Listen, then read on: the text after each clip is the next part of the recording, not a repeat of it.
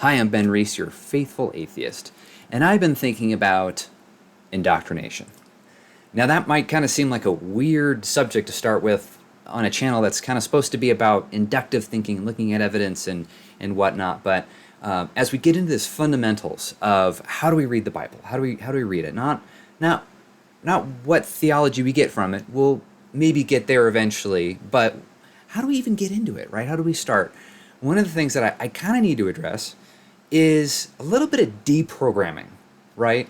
No matter what your background is, especially if you're someone who's a skeptic and not necessarily a person of faith, and actually, forget that, especially as a person of faith, excuse me, we've all been indoctrinated to some degree, right? And one of the things I want to talk about in terms of kind of how does indoctrination happen, in a sense, and this is both for good and for evil. I'm not necessarily saying indoctrination's bad. I think children should be indoctrinated not to murder their siblings.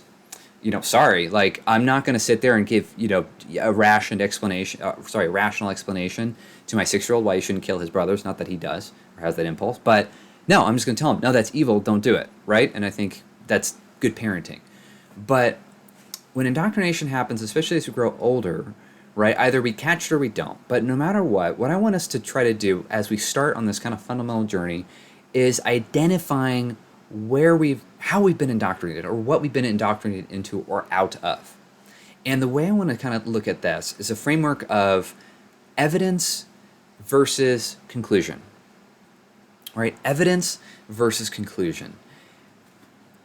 I'm trying to think of an example, but it's like this idea of saying, oh, well, the Bible is the Word of God. Right? It's like, okay, is that evidence or is that a conclusion? Let me give you an example. Thought of one. Just this last Sunday, I was listening to a sermon with my family, and they were going through 1 Corinthians 15, and not the first part that describes the gospel, but actually kind of the second half of the chapter. And the preacher was actually doing a really good job of explaining what are the 7 things that would be kind of like the natural consequences if the resurrection didn't happen. Right? If the resurrection wasn't a real historical event, was not, to enunciate, a real historical event, what are the consequences? What are the things that would change about Christian and Christianity and faith in Jesus and stuff like that, right? This was written 2,000 years ago, so it was pretty appropriate for the time. And what he did that was very interesting was he kind of walked this weird line where he just explained this is what the passage says is the consequence, and then sort of almost say, and therefore the resurrection happened. Right? Now, I'm not trying to be critical of a preacher here, but the logic's a little weird there. By stating a conclusion, it was almost like he was trying to present evidence, right? That, well, because these as a Christian, these bad things would happen if the resurrection didn't occur, therefore the resurrection must have occurred.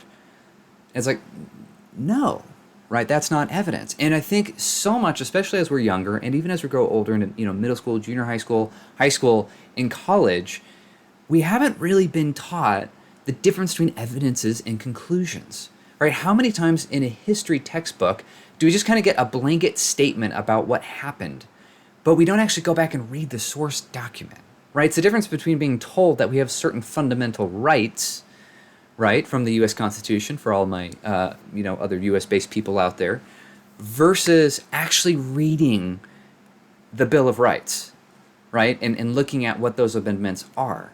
And I want you to really think about, as we get into this topic, right, of the Bible, when you have a thought about the Bible, good or bad, right, think, wait, okay, I have a conclusion in my mind, some judgment, some view, some belief about what I'm reading, about its truth or non-truth or whatever, but was that formed because I went through a series of evidential examinations to reach that conclusion in my mind, or was I just sort of spoon-fed a conclusion, and the reason I'm arriving at this conclusion in my own mind is because I was kind of just given that conclusion, I just kind of took it as if it was true without really considering it. So I want you to do that.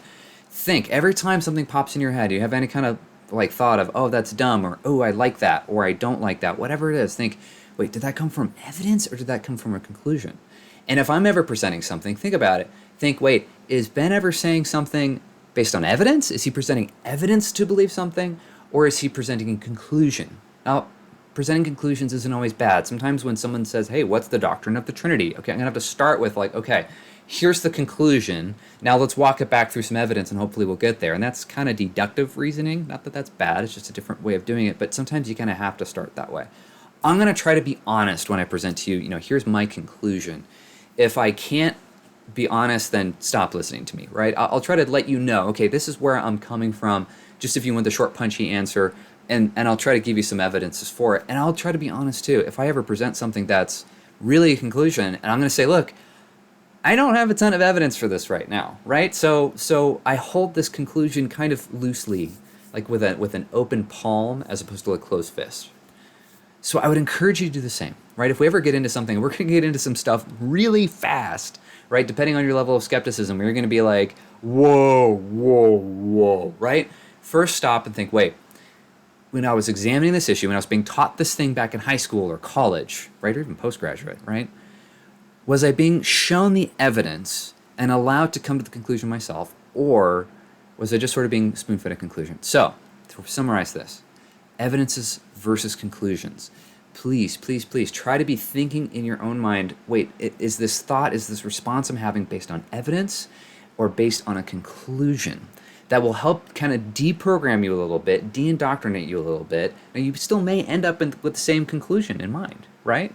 That's okay. But the key is that you're aware of it, that you're thinking about it, that you're kind of aware of your own thoughts. Because here's one of the most fundamental things we will get into in a lot more detail, and that's exegesis versus eisegesis, right?